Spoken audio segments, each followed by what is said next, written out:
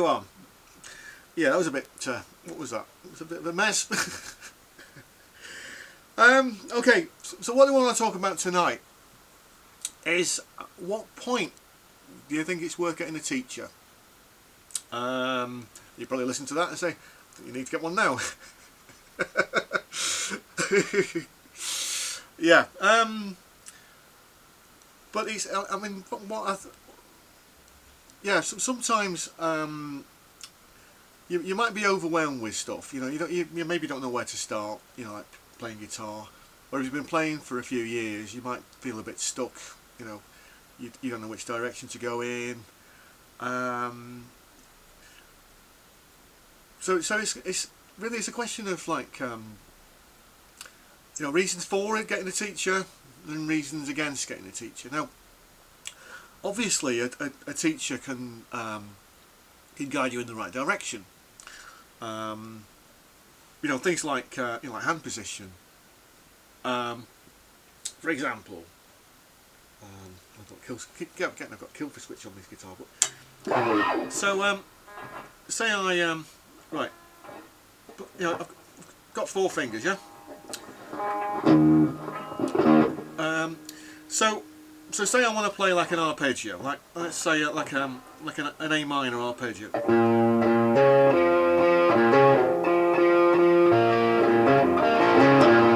Yeah. So I can play an A minor arpeggio like that.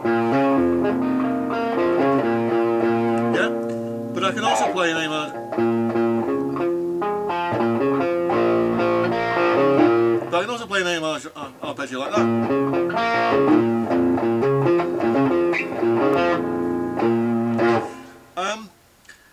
A teacher might be able to show you why that's important, you know, to be able to play in a few different positions, but it might just end up being one of those sort of breakthrough things that you have on a particular day. I notice a lot of players, they still only seem to like want to use like 3 fingers, and like this finger seems to be very lazy for a lot of guitarists. Now on violin, I mean, like, this is sort of the you know, your pinky, your little finger. That's kind of like really important, and I've seen I've got this clip of like Hilary Hahn playing somewhere, and not only is she like using her pinky finger, but she's on like the very high note, and she's actually giving vibrato with it as well. You know, all right, so okay, so the tensions on a guitar string are going to be a lot tighter than they are on a violin, but even so, it's that facility of like using the 4 fingers. So a teacher might be able to show you that. On the other hand, because so many players have been like using like just like the 3 fingers, you get the inverted commas unorthodox style of playing, where, you know, it's just using those 3 fingers, and so it's kind of like yeah. So you kind of like, you know, you within your like you know, your pentatonic shapes and whatnot. You're playing little chords and that, like adding, you know, adding some extensions, etc. I know it's just that, like, say like Brian May. Now he won't play like bar chords like that, because for a lot of the time you don't actually, you know, in a rock band situation, you don't actually need those lower notes. You only really need like those higher notes here, like this, because the bass player is going to be covering that. So that, say, right, so that being A, we'll say like an A minor. You probably only really need that, maybe that, yeah. But then you can also start like putting in, like, you know, like with, you know, we got this finger free here, so you can start putting in some extensions, and then if you can actually train yourself, then you've got this finger free as well. So it's worth, you know, it's worth thinking about things like that, you know, like cutting down the chords. That might be something that a teacher perhaps won't be able to tell you unless you're getting a bit further on. And I also remember, it was about a year ago, I was going through quite a big Brian May phase, actually, and I was I was sort of playing along with, you know, there's had another guitarist, and he's like really, he's really into like Steve Vai and, you know, Eddie and all that sort of stuff. You know, you can do all that, the tapping and everything, but you ask him to play like something like Ogre Battle and you know, Queen song Ogre Battle, and he wouldn't know where to start because, like, you know, he's so locked into like doing like the 3 notes per string thing that you know,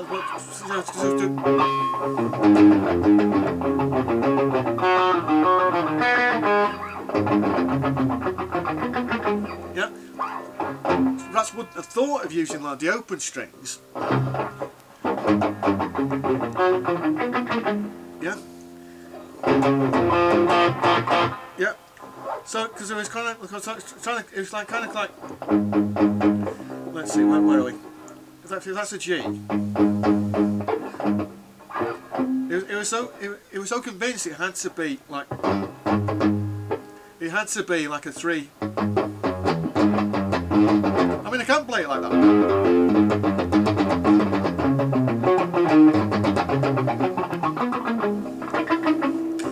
but it's more difficult to do that because I'm using a 7. So getting that G here is going to be a lot more tricky.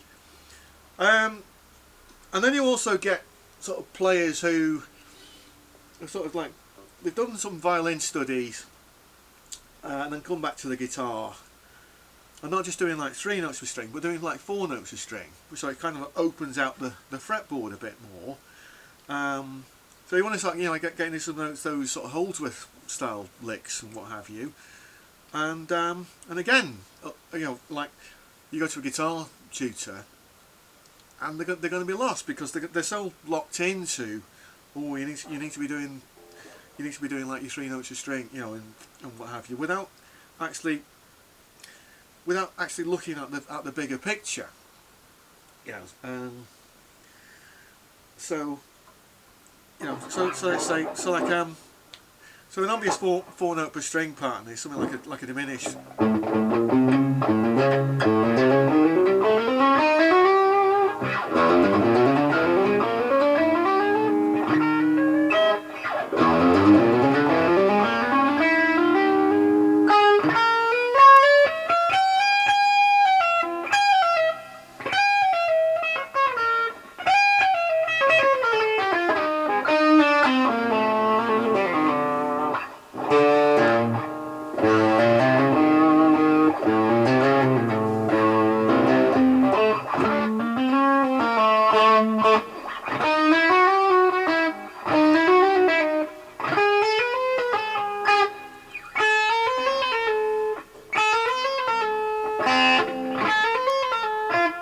Yeah, you can just practice doing, you know, working on things like that. And also like when you're getting into like some of those more sort of like advanced modes, you know, where like a lot of guitarists may not actually use like modes like the melodic minor, you know, harmonic minor, yeah, because, you know, you got all like your, you know, people like Ingve and who've sort of adopted it, and you know, it almost needs to be, you know, like de rigueur, you know, doesn't it? Like, you know, modes of the harmonic minor scale, you know, harmonic minor, you know, A harmonic, rather than,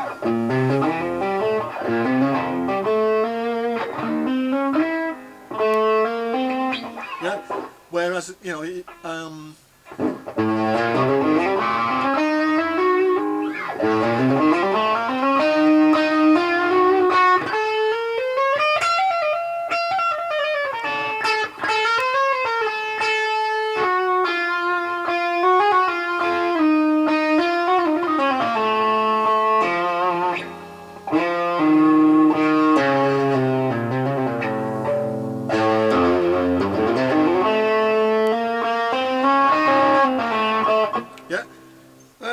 And of course, you know, like when you start getting into extended range guitars, I listened to a fair bit of Tosin Abasi lately.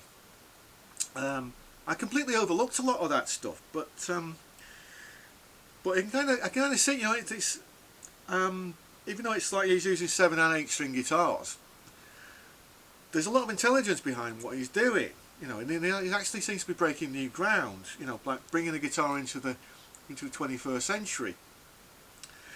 So you know, traditionally, you know, like you do like your summer schools and what have, or like your music college things, and it's jazz guys over here, rock guys over here. But where they're all like the progressive, like the so-called the unorthodox, you know, that the people who are sort of like saying, yeah, well, that's all very well, but we could open that out a bit more. Where does that sit, you know? So and then of course, you know, like there's things like sort of, you know, linking in, like, you know, the lead and the rhythm. Well, say lead on rhythm, but like linking in like the chords with the lead playing as well. You know, thinking more in terms of chords, and you know, and also not just straight root, third and fifth. You know, like I showed you before. You know, that's a, yeah, maybe just.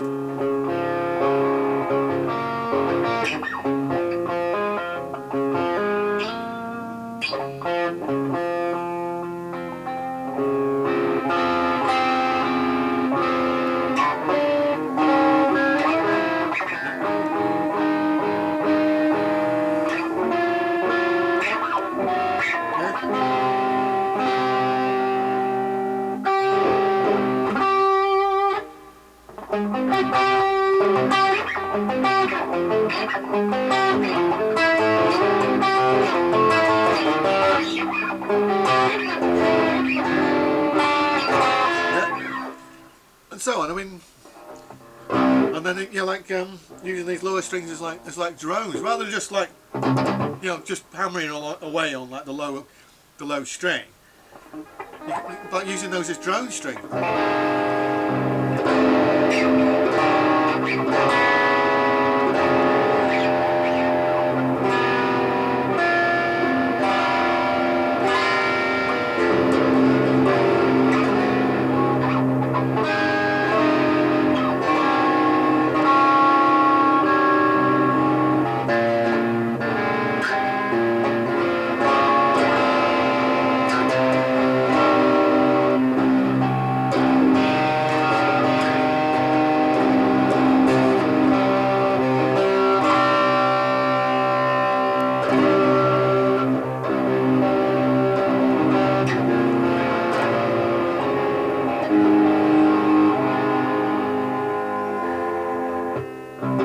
Yeah. So well, I mean, I think, you know, let's try and wrap this down a bit. But I think, you know, when you're actually starting out, it's good to get some, you know, get some guidance. You know, get somebody to tell you about, you know, like some basic chords and like some basic scale shapes and things like that. But it's also worth, you know, like looking at videos of, you know, because I mean that, you know, it's a tremendous resource we've got now, you know, with YouTube. You know, despite what some of these like channels might say, or you're trying to sell your courses about, oh, don't try learning off YouTube videos, because that's not strictly true. You can pick a lot up from just watching other people, you know, because you know, every player is different, you know, and everybody's, if everybody's trying to sound the same, then there's something wrong, you know. So you should, you know, just you know, let's rely a bit more on instinct, and you know, take it in the direction you want to take it in, you know. And even like with like when you start watching like your heroes and what have you, that maybe, okay, maybe they are just like, you know, playing with like the three fingers and not doing much with this one, but that doesn't mean you have to limit yourself like that. And I think you only really need a teacher once you've got to that point where you feel a bit stuck, a bit trapped, you know, that like that you want to perhaps learn like some of the notes of things. And I mean, you know, I talked about Phoebe Buffay off Friends before, but I think it's an episode where like she's trying to teach Joey how to play the guitar, and she's got, you know, because she's taught herself, she's got a, you know, like her own name for things, you know, like sort of bear claw, which I think is a D shape, and was it granny fingers, which is I think is a G, you know, or a C, yeah. But you know, like within the first few few weeks of playing, if not even like within the first few days, you can have some of those basic chords shapes down. You know, those sort of what's known as the cowboy chords. You know, those you know, the standard. You know,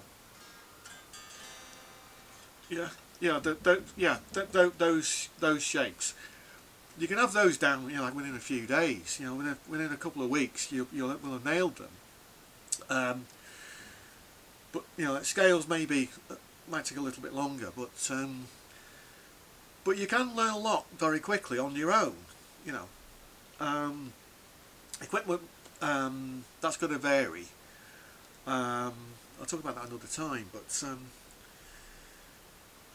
I hope I've made some sense with this. And I've just been rambling on. Hope you got something out of it. All right, please comment below. Let me know your thoughts. Thanks for watching as always, and I'll see you next time.